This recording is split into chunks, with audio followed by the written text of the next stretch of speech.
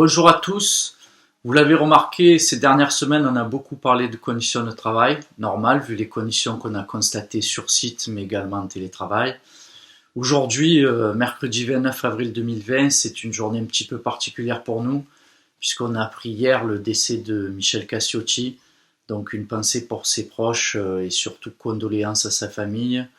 Michel Cassiotti était très proche de notre syndicat, puisque s'il a jamais travaillé à la Sécu, il en a été l'administrateur pendant de nombreuses années.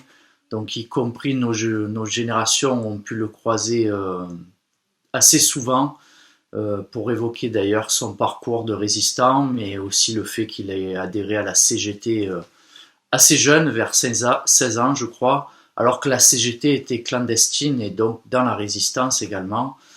Voilà, pour nous sa disparition a une résonance un petit peu particulière, à une époque un peu sombre, où d'ailleurs on a entendu notre chef de l'État prononcer un discours récemment, où il affirmait qu'il est des biens et des services qui doivent être placés en dehors des lois du marché. Donc ça tombe bien, puisque la CGT se bat depuis très longtemps contre la casse de l'hôpital public, en lien d'ailleurs avec la casse de la sécurité sociale.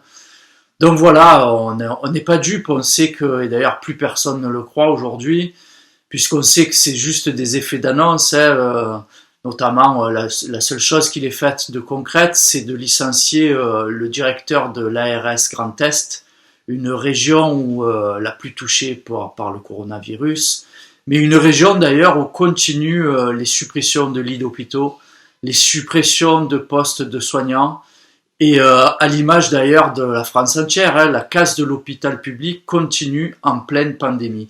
Nous, ça ne nous surprend pas trop, puisqu'effectivement ça va continuer, tant qu'on ne va pas dénoncer le projet de loi, enfin en tout cas la loi de financement de sécurité sociale, qui, le dernier en date, qu'on a d'ailleurs dénoncé, entérine encore des milliards d'économies sur l'hôpital public. Donc tant qu'il n'y a pas une loi rectificative de financement de sécurité sociale, ça va continuer. On a également entendu notre président de la République en appeler aux jours heureux lors d'un discours. Donc vous le savez tous, les jours heureux, vous savez ce que c'est le programme du Conseil national de la résistance qui justement a permis d'aboutir au sortir de la guerre à la création de la sécurité sociale.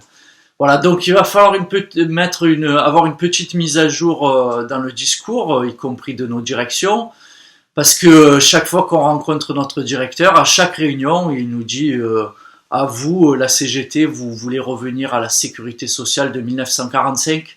Donc bien sûr qu'on veut y revenir, et notamment reprendre le fil de son histoire avec une gestion démocratique de la sécurité sociale par le peuple, pour le peuple.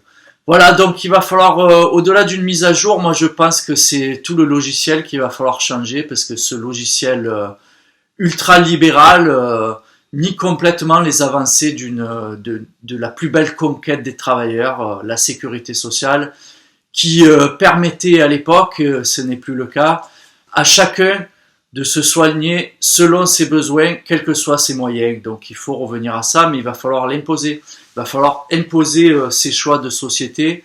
Donc vous le savez, actuellement on est confiné, mais on organise à la CGT le déconfinement, nous aussi. On le prévoit, on l'anticipe, parce qu'aujourd'hui on va vivre, enfin dans 2 jours, on va vivre un 1er mai un peu particulier au balcon. Et donc on invite, c'est un peu inhabituel pour nous, mais on invite toutes les personnes qui d'ailleurs ces dernières semaines applaudissaient les soignants à leurs fenêtres.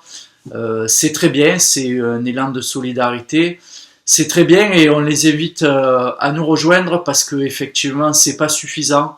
Donc dès le déconfinement, la CGT invite tous les travailleurs, qu'ils soient actifs, qu'ils soient retraités ou privés d'emploi, donc au chômage, à venir massivement dans les rues pour justement imposer d'autres choix de société. Voilà, donc n'hésitez pas à nous contacter, vous le savez, continuez à nous suivre, à vous abonner, prenez soin de vous et de vos proches, et à très très bientôt. Vous le savez, on lâche rien.